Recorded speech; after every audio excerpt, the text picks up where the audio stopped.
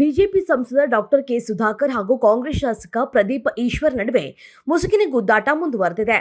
Doctor K Sudhakar ಹಾಗೂ ಪ್ರದೀಪ್ ಈಶ್ವರ್ ನಡುವೆ ವಾಕ್ಸಮರ, ವಾಗ್ದಾಳಿಗಳು ಮುಂದುವರಿತಾನೆ ಇದ್ದಾವೆ.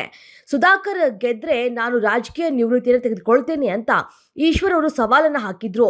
ಆದರೆ ಸುಧಾಕರ್ ಗೆಲ್ತಾ ಇದ್ದಂತೆಯೇ ಅವರು ನನ್ನ ಸವಾಲು ಸ್ವೀಕರಿಸಿದ್ರೆ ಅಲ್ವಾ ಆ ಪ್ರಶ್ನೆ ಅಂತ ಕೇಳಿದ್ರು. ಇನ್ನು ಸುಧಾಕರ್ ಸಂಸದರಾಗಿ ಆಯ್ಕೆಯಾದ ಮೇಲೆ ಇಬ್ಬರು ಕೂಡ ನಾಯಕರ ನಡುವೆ ಜಟಾಪಟಿ ಮತ್ತೆ ಜೋರಾಗಿದೆ.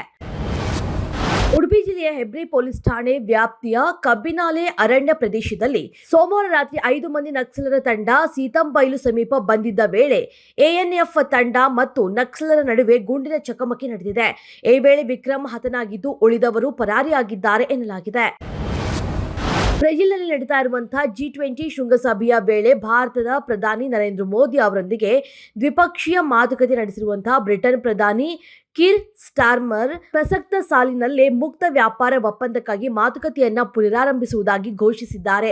ವ್ಯಾಪಾರ ಒಪ್ಪಂದ ಭದ್ರತೆ, ಶಿಕ್ಷಣ, ತಂತ್ರಜ್ಞಾನ ಮತ್ತು ಹವಾಮಾನ ಬದಲಾವಣೆಯಂತಹ ಕ್ಷೇತ್ರಗಳಲ್ಲಿ ಸಮಗ್ರ ಸಹಕಾರ ಒಳಗೊಂಡಂತೆ ಭಾರತದೊಂದಿಗೆ ಹೊಸ ಕಾರ್ಯತಂತ್ರದ ಪಾಲುದಾರಿಕೆಯನ್ನ ಬಯಸುತ್ತದೆ ಅಂತ ಮೋದಿ ಅವರೊಂದಿಗಿನ ಸಭೆಯ ಬಳಿಕ ಬ್ರಿಟನ್ ಪ್ರಧಾನಿ ಕಾರ್ಯಾಲಯ ಪ್ರಕಟಿಸಿದೆ.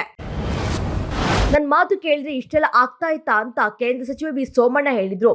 ಸುಮ್ನಿರಯ್ಯ, ಗೊತ್ತಿಲ್ಲದೆ ಏನಯ್ಯ ಮಾತಾಡ್ತೀಯಾ ಅಂತ ಮುಖ್ಯಮಂತ್ರಿ ಸಿದ್ದರಾಮಯ್ಯ ಪ್ರೀತಿಯಿಂದ ಗದರಿದ ಪ್ರಸಂಗ ನಡೆದಿದೆ. ಇದು ಬೆಂಗಳೂರಿನಲ್ಲಿ ನಡೆದ ಕಾರ್ಯಕ್ರಮದ ವೇಳೆ ಸೋಮಣ್ಣ ಹಾಗೂ ಸಿದ್ದರಾಮಯ್ಯ ಆಕಸ್ಮಿಕವಾಗಿ ಮುಖಾಮುಖಿಯಾದರು.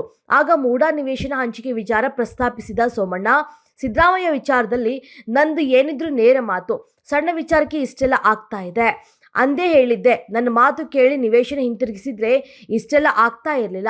ಸದನದಲ್ಲಿ ಇಷ್ಟು ಕೋಟಿ ಅಲ್ಲ ಅಷ್ಟು ಕೋಟಿ ಅಂತ ಏಕೆ ಹೇಳಿದ್ರಿ? ನಾವು ಹೇಳಿದ್ದೆವಾ ನಿಮಗೆ ಹೇಳೋಕೆ?